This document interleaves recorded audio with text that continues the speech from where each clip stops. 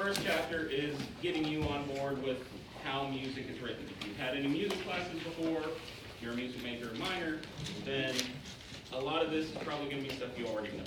All right, but we got to get everybody on the same page. We're not going to come out of this like fluent. This is like the difference between taking the history of Spain and Spanish. All right, so you're not going to be fluent in music, but you'll at least kind of have some understanding of what it looks like, so it's not just a bunch of dots on a page anymore. All right, so what separates music from sound? Melodic line. Melodic line, that could work.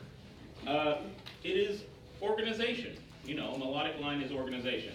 It's an art based on sounds, organization of sounds. And there are four main parts of music, all right? So those four main parts are pitch,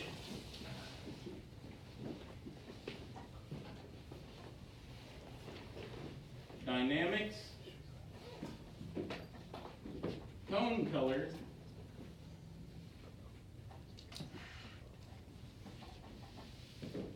and duration.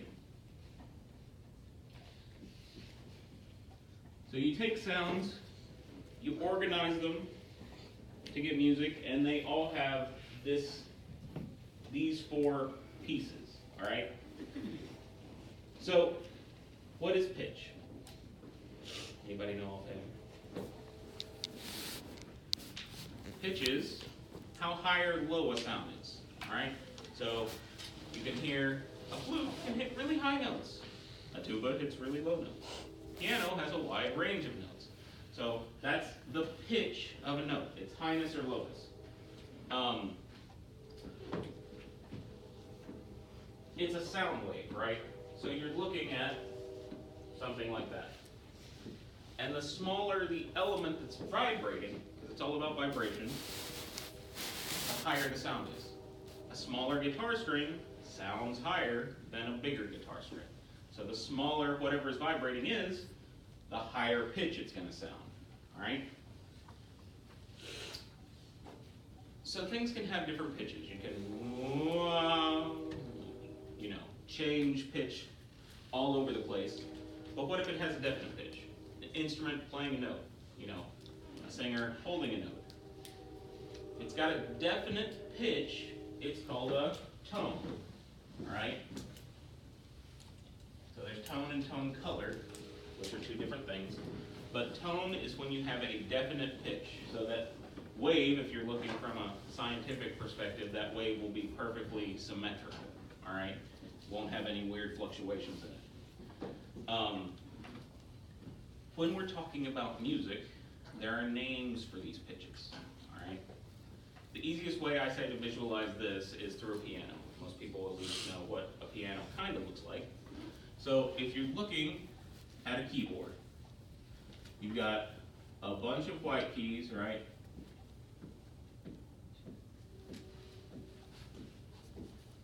And then you've got some black keys interspersed.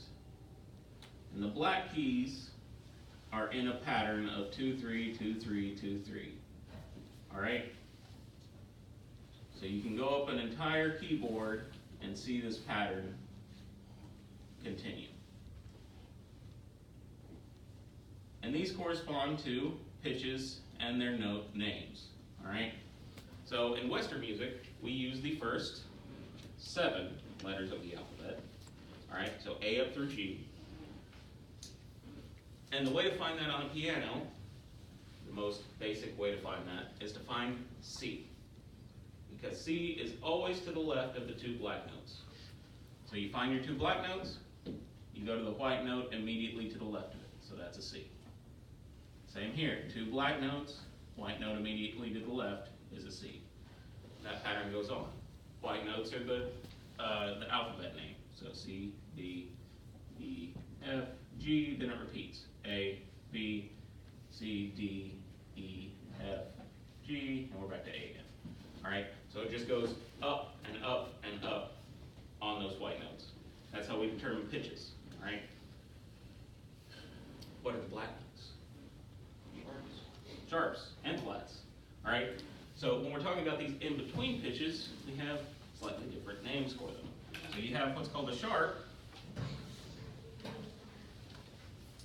which raises the pitch, and a flat, which lowers the pitch.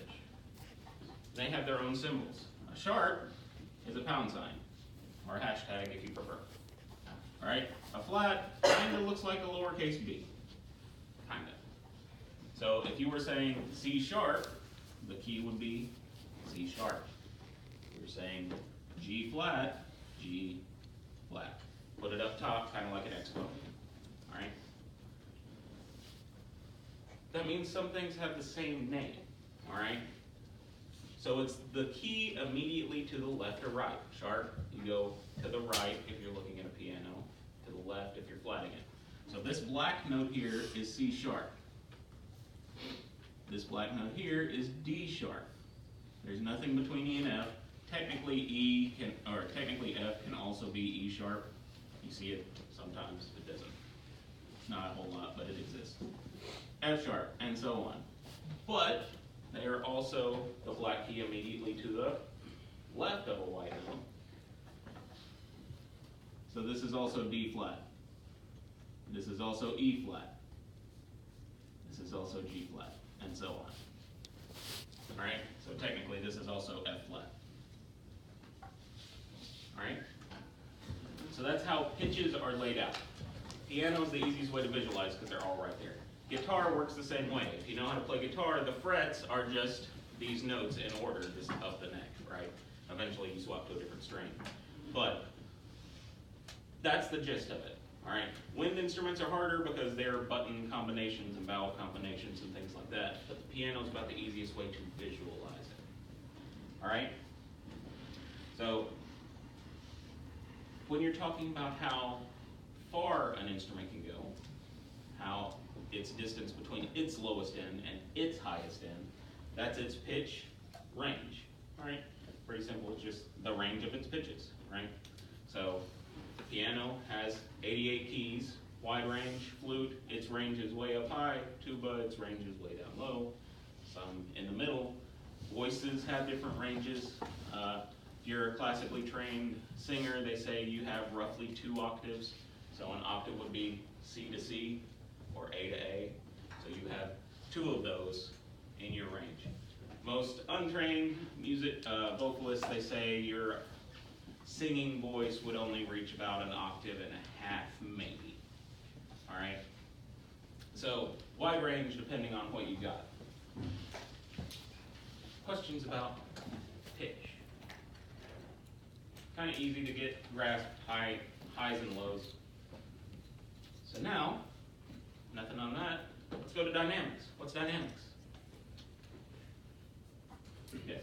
How high or low the note is, like sound, how great the sound is, quantity of sound. Volume. Volume. Yeah. I think I get what you're saying. So it's volume. Loud or soft. Yeah, how loud or soft it is. So dynamics is just its volume, how loud or soft it is. It can be really soft, really loud. You can jump back and forth. You can gradually grow or gradually fade away. All right? For dynamics, and in a lot of music, we use Italian to denote how to play. That's for tempo, that's for speed. We haven't got tempo yet. That's for speed, that's for volume. A lot of the words are Italian, all right? Dynamics is no different. There are some symbols that we use that mean these Italian words, all right? So these denote how loud or how soft you should play a section.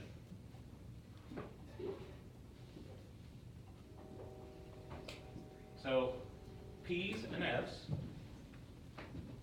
right? So starting with the basic, what does the P stand for? Piano. Not the instrument in this case, all right? Piano is the Italian term that means soft, quietly, however you like to think about it. So, soft. F means forte. Forte is loud. All right? So those are your two like bass volumes. Everything else is built around them. MP or MF, the M stands for mezzo. So you get mezzo piano, M-E-Z-Z-O, and mezzo forte. Mezzo just means medium, moderately, kind of, halfway, whatever you want to say. Medium soft, medium loud, moderately, medium soft, and medium loud. All right? Then we get double P and double F. Anybody know what double P is? Yes? It's fortissimo and pianissimo. Yeah. So double P is pianissimo.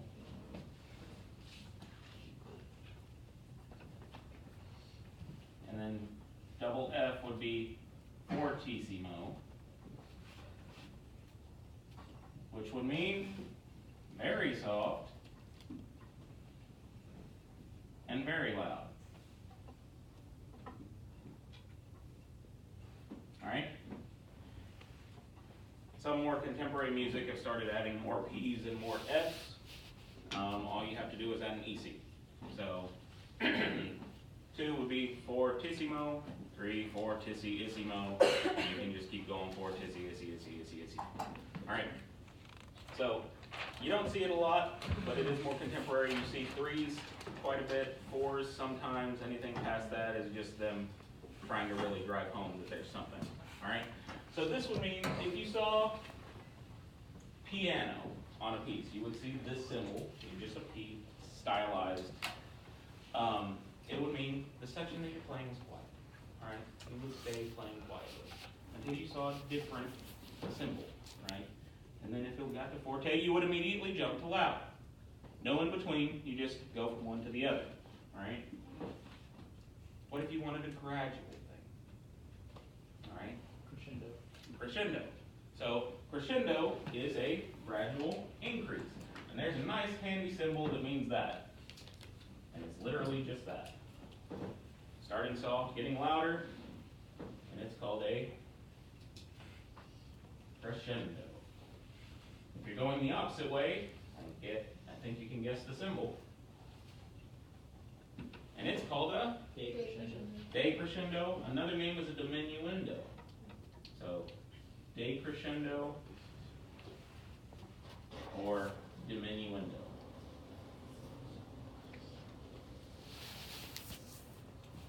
All right, decrescendo or a diminuendo. All right, some people sometimes you'll just see it like abbreviated on the music instead of that symbol. So that, or maybe that. But for as long as that symbol is stretching, you're gradually increasing. A lot of them will have, say, one symbol on this end, and then the other end it'll show you where you're aiming, so you know, like the range. That way you're not getting really loud and then having to drop back down. But however long that lasts, you're just slowly doing what it says until you reach your goal. All right, or the opposite way. All right. Now, there's one other thing about dynamics, is you don't have to have a section, right? You don't have to have an entire section that's either soft or an entire section that's loud. You can be going along softly through the music, and then all of a sudden you need to punch a note, right? So if you just want to hit that one note harder, what do? You accent it. And that will literally be just a little symbol, so there's the note, and it will look something like this, or something like this. All right, there's a few different accent symbols. Those are like the two most common. All right, and that just means you're punching it a little louder, right? So everything else will be kind of calm around it, and then you hit those hard, right?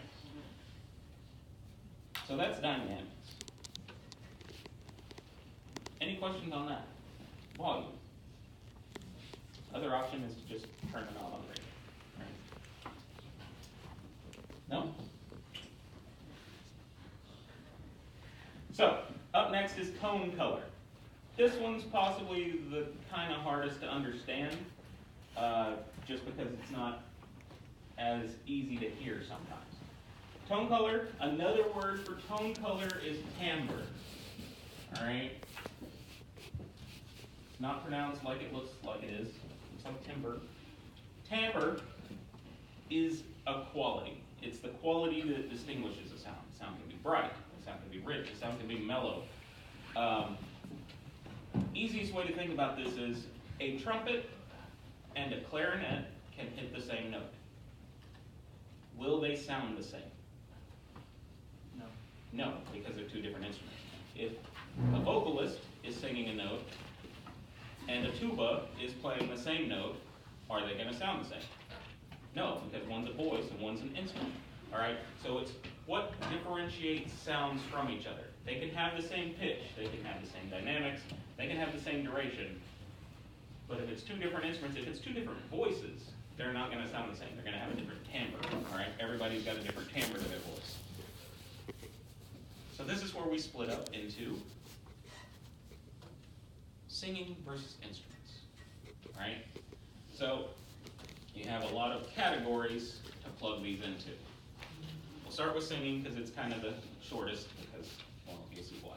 All right, voice parts, for the most part, in today, we separate into the female voices and the male voices, which isn't an exact science because there's some men that can sing alto-ish parts and there are some women that can sing tenor-ish parts. But when we refer to female voices, male voices, they typically follow into these categories. So women have three main categories. Anybody know what they are? Yes? Soprano, alto, and I don't know. Okay. No, baritones and guys. Baritones and guys. Mezzo-soprano? It is mezzo-soprano. All right. Mezzo is kind of the third one, the middle one that you don't see as much, but it is there. A lot of times mezzo-soprano just gets lumped in with soprano parts. All right. Guys also have three. I heard one of them. I heard baritone. What else we got? Tenor. Tenor. And bass. All right. So that's in order. Highest voice going down to lowest voice, and then highest male down to lowest male. All right. If you ever see choir music, a lot of times it'll be called SATB, and that means soprano, alto, tenor, bass. Again, baritone gets kind of lumped with bass in the same way that mezzo-soprano gets lumped with soprano a lot of times. So a lot of times you'll only see 4-part choir. Even if it says that, some of those parts may split up further within the music, right? So, and there's some overlap. This isn't, again, an exact science. So sopranos and mezzo-sopranos overlap their voice ranges, so mezzo's higher end can feed into the soprano's lower end. Same with mezzo and alto, alto and tenor, tenor and baritone, baritone and bass. There's some overlap there on the range's extreme ends, all right? And it's not uncommon to use different voices because sopranos have different timbre than altos, is to flip them sometimes. To have sopranos singing at the bottom end of their range while altos are singing at the top end, and they're actually singing reverse. So the sopranos are singing under the altos. And that's to get a different timbre than if you had the soprano sing the top and the alto sing the bottom. It's all about how you want it to sound. And composers of choral music use that to their advantage, all right? There are times when the tenors have to sing above altos, all right? There's a weird overlap there, but it's what the composer was trying to get out of it, all right? So that's how choir works, all right? Any questions on that? Oh, you might also see alto called contralto. It's kind of an old term for it, but contralto.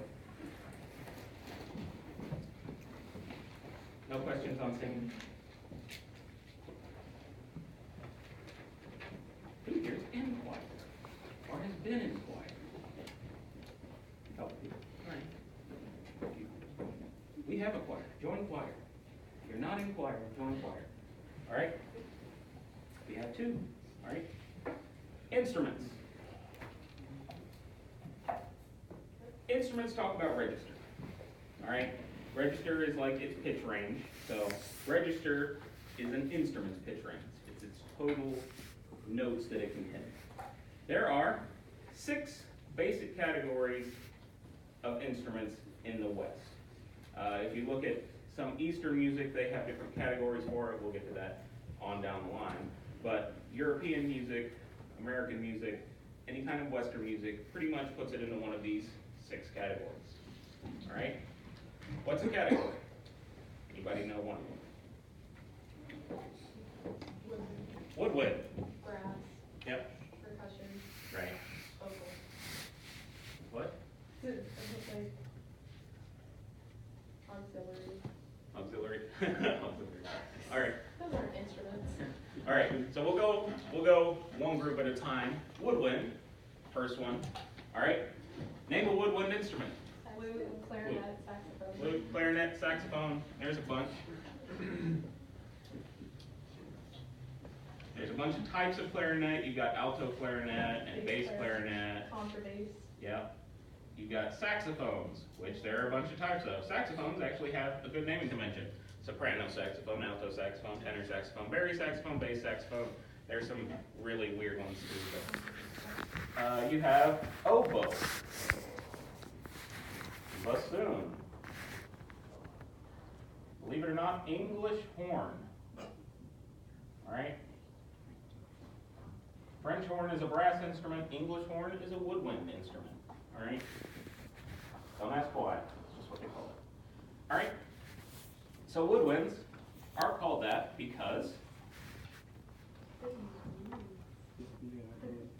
they were made of wood. Yeah, they were made of. They used to be made of wood, which a lot of the high-end ones now, like if you go to the Nashville Symphony, most of theirs will be made of wood, right? But if you buy like beginner, student-end ones, they're like a plasticky thing, won't hold up as well. And that affects their tone color. That affects their timbre. A clarinet that you buy from Walmart, if they still sell them, they used to. A clarinet you buy from Walmart made of plastic will sound slightly different than the like $10,000 ones that a guy from the symphony owns. They're like high-end wood and fancy. All right, there's a difference there. Plus, the fancy ones are more durable, obviously. Can't drop $10,000 every year. All right. How do they make a sound? There's a few different ways that these make a sound. Flute and piccolo, which is the tiny flute, the little one. All right. Flute and piccolo.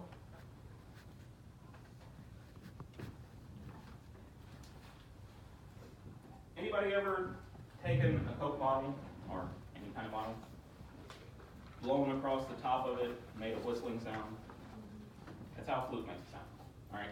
It's more in depth than that. It takes a little more practice, but that's the idea. Wind is going over the opening, and it's whistling. Then you're changing that pitch by lengthening the rod by pushing the buttons down. That's how flute and piccolo work, right? Who plays flute? All right. So the rest of them use what's called a reed. All right. So a reed, R-E-E-D, is a little piece of wood. Cane, more specifically, a thin piece of cane wood usually. They do make them out of plastics and things now, mostly for like kids because they break easily, and if you give them to a kid something that breaks easily, it's going to break a lot. So they make like a synthetic material that's a little more durable, but it doesn't sound as good. All right? Usually made of cane, though. That's the important part. And they can be played single, so a single reed instrument, or a double reed instrument. All right?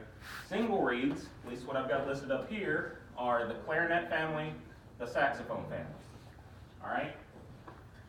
way that works is you get one, and it's just a flat piece of wood, all right? Goes on their mouthpiece, and when you blow into it, that single reed is vibrating, right? It'll just vibrate underneath, and that vibration is what creates the sound. And it's got a bunch of buttons that lengthens the tube to change the pitch, all right? Double reed works about the same way, except there's no mouthpiece, really. You're just taking two of those reeds, smaller, putting them together, kind of looks like a duck bill, all right? And you just put your mouth on it, and when you blow into it, they vibrate against each other, kind of back and forth, and that's what creates a sound. Oboe, bassoon, English horn are all double reed instruments. So they use two of those little pieces of cane, right? And it's not like you have to take two of the single ones and put them together. They make special double reeds that are made slightly differently, that are attached, all right? So they're all different sizes. You can get clarinet, like the double reeds, some of those reeds get down to that small, and then bari sax, the bigger saxophone mouthpieces can get up to that big, all right? So wide range depending on the sound you want, all right? Any questions on the woodwind family? Anybody play a woodwind? Any woodwind, all right, or have played? Cool. Up next is brass.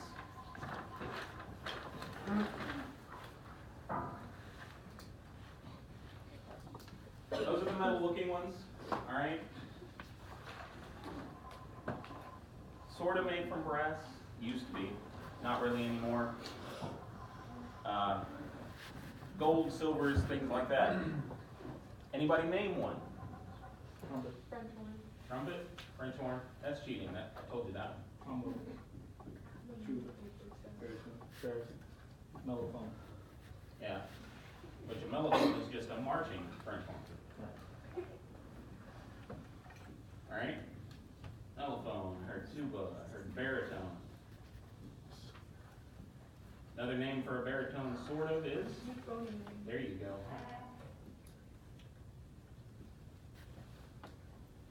They're basically the same, a little bit different in the way they play, but they're pretty much lumped together. And trombone. These are in no particular like pitch order, they're just a list, all right? So brass. They all make a sound in the same way, all right? You have a mouthpiece made of metal. I mean, you can have plastic one, but mostly made of metal. Looks like a goblet or a wine glass type shape. So you just, the instrumentalist would put their mouth up against it instead of on it and just vibrate their own lips, all right?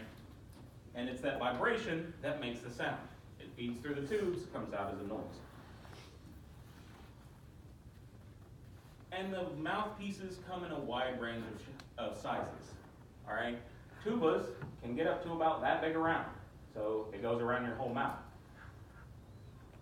Trumpets and French horns can get up to that small, all right? So it's about lip control at that point. So it's the difference between tuba, which would just be, or, all right? Different sizes of mouthpiece require different lip control. Then, unlike woodwinds, which are one pipe, right? So a flute is one pipe. Saxophone is curved, but it's one pipe, and you're pushing buttons down to change the airflow. Brass, except for trombone, are a bunch of pipes, all right? So trombone's the easiest to visualize because it actually is one pipe, except for if you got a trigger trombone, but we won't worry about that. You can see it, when they play it, you're lengthening the pipes that your air is going through, or shortening it. When you shorten it, it gets higher. When you lengthen it, it gets lower, all right? That's what you're doing on all of them, you're just not moving the slide around, all right? The rest of them have piston valves or rotary valves, things like that, that actually feed the air through different piping. You look at trumpets or tubas, there are a lot of pipes on those, but rarely is your air going through every single one at one time, all right? You're pushing down different buttons and different pistons to channel the airflow and lengthen the amount of time it's taking to come out. The longer it takes to come out, the lower the sound is. You do that mixed with controlling how fast you're making your own lips vibrate. That's how you get different pitches on an instrument, all right? So it's all about patterns, whereas the woodwinds have just a bunch of different combinations. There are some patterns in there, but not like the brass has. Questions on brass? Anybody here ever played a brass instrument or currently play a brass instrument? Cool. Up next, we have percussion. A wide-reaching category, because there are a lot of things that could be considered percussion. Basically, anything you hit. All right, so this covers any kind of drum. This covers cymbals. All right. So timpani, which are a type of pitch drum, and I'll talk about it in a minute. You have your keyboard percussion instruments, not pianos, not organs, but any kind of keyboard you hit, like a xylophone. There's one called a vibraphone. Marimba.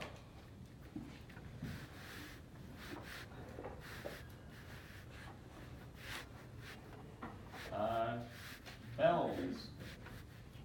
Chimes.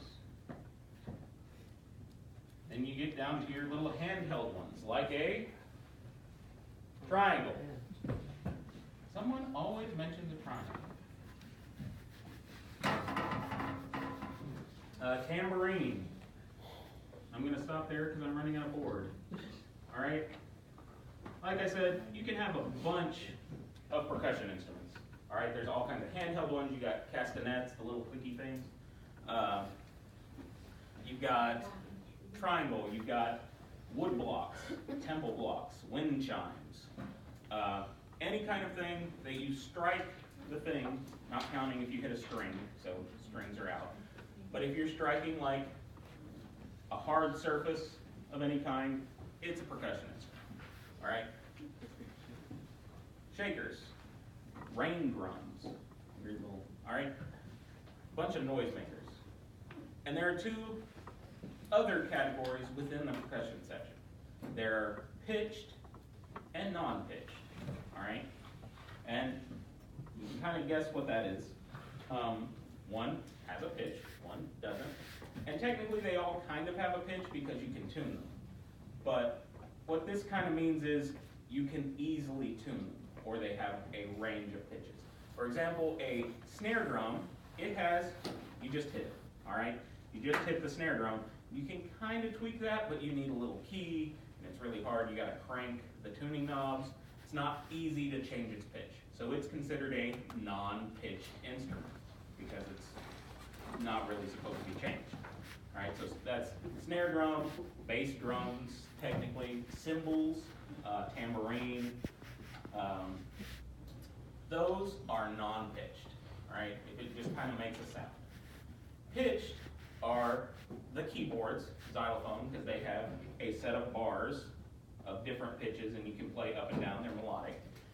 Bells are pitched. Chimes, technically a triangle, even though you can't change its pitch, you typically have sets of triangles, so you can have different ones. Timpani are those big, like, kettle-looking drums. They're huge. But they have a pedal on them that you can actually change the pitch of the head while you're playing. So they are pitched, all right? So pitched and non-pitched percussion. Anybody here play or have played percussion? Cool.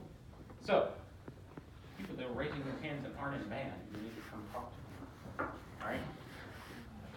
So, that's the percussion section. Any questions on that one?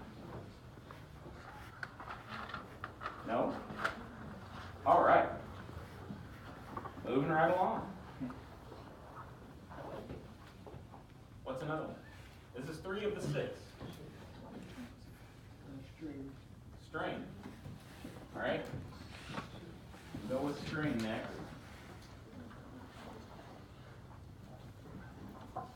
Name a string instrument. Viola. Whoever shouted viola, that's the first time viola was the first one said. Alright? Nobody cares about the viola. So, mandolin, banjo, lute, yeah, no cello yet. Bass, mandolin, Harp. harp, guitar, got it up there. I'll just, if it's got a string that you actively play the string on, it's a string instrument. This doesn't include piano, which does have strings, but it's in a different category. Because you're not, unless you're doing something weird, you're not actively interacting with the strings, like you're not strumming or bowing the strings. Alright? Strings, as you may have guessed, you are strumming or bowing the strings. Those are the two main ones. Alright? Guitar, strum. Mandolin, strum. Banjo, strum. Bowing, violin, viola, cello, upright bass, most of the time upright bass, unless you're in a bluegrass band. You bow. Alright? So, you've seen some groups with strings in them, right? Some orchestral groups. And that's the difference between a symphonic or concert band and an orchestra. Alright? Orchestras have strings. Symphonic concert bands don't. Alright? So that's the main difference. So if you ever go see the symphony and they're having an orchestral concert, you'll know to expect to see violins and violas and cello, upright basses. Alright? You tune them. You've got the tuning knobs up top that tighten or loosen the strings. And like I said earlier, ones with frets follow a keyboard.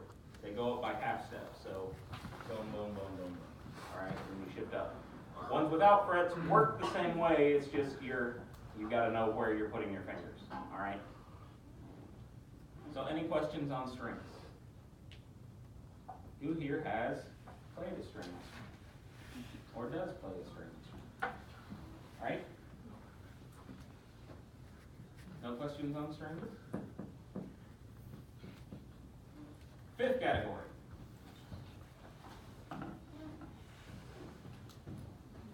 Keyboards.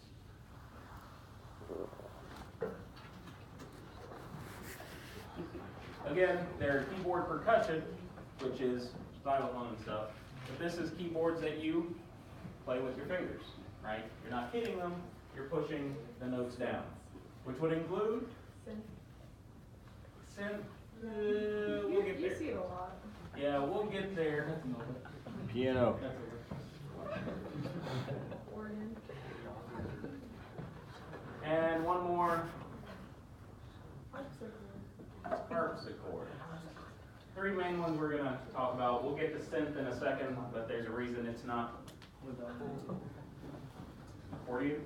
Accordion would technically, yes, work because keys. Alright? So it's anything with keys that you're playing.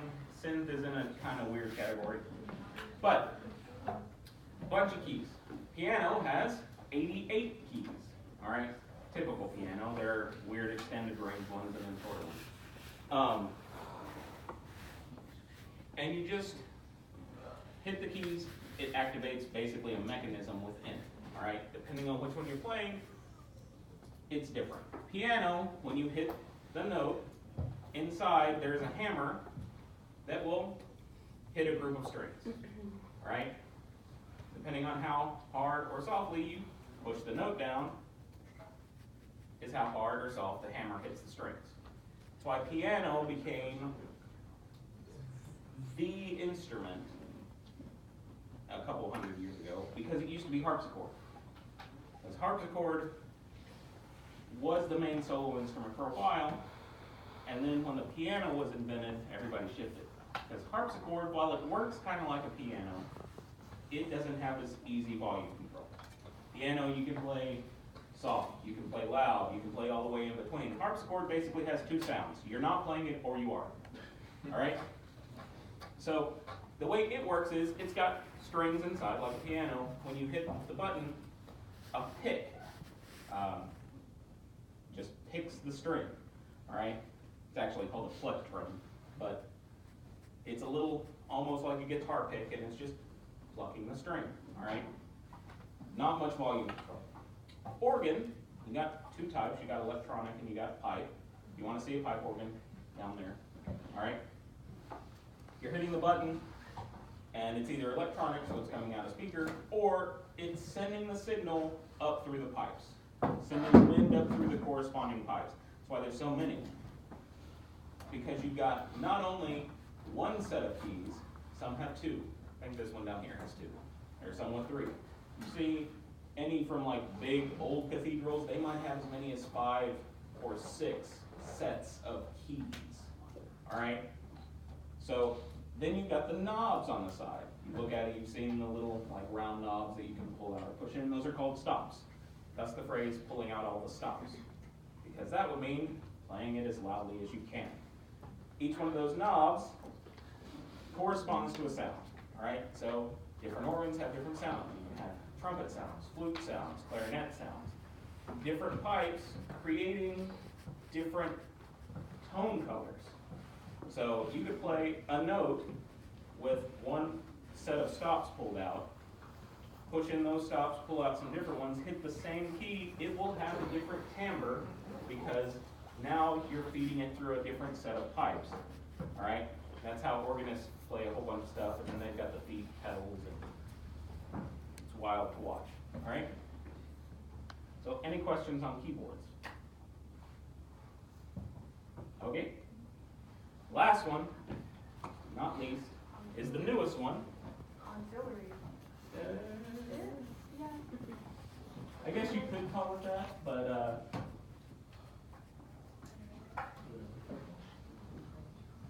as I said, the newest one. All right? So this is where a synthesizer will go. The hard part here is which ones are considered electronic instruments and which ones are just electric versions. Easy way to think about it, does it make a sound on its own? All right? If you take an electric guitar, unplug it, and strum the strings, will you hear those strings? Yes. Yes. It is not electronic. It is an electric modified guitar. All right? Synthesizer, if you press a key down on its own, will it make a sound? No. All right? Because you've got to plug it in, you've got to have power, usually you have to have some sort of outside source that goes to a soundboard. It's electronic. All right? So there's the big difference. All right? So this is what they use in a lot of tape studios. They record, they edit reels of tape, which is way easier now than it used to be. They synthesize these sounds. All right? Anybody doesn't know in tape recording or any kind of recording. Now you can plug in. Oh, we went through the song, the guitar player messed this riff up. Let's just back up, plug him in, he fixes the riff. Done in like 15 seconds if the guitar player knows what he's doing. When we first started recording, the entire band would have to be together and playing. Somebody messed up, there's a good chance you've got to rewind the entire tape, start the entire song over, redo it again. It was really difficult, all right? If you did try and like punch out, punch in, it was literally cutting and pasting tapes together to try and get it to flow. Now it's just a push of a button. It's really easy, thankfully, all right?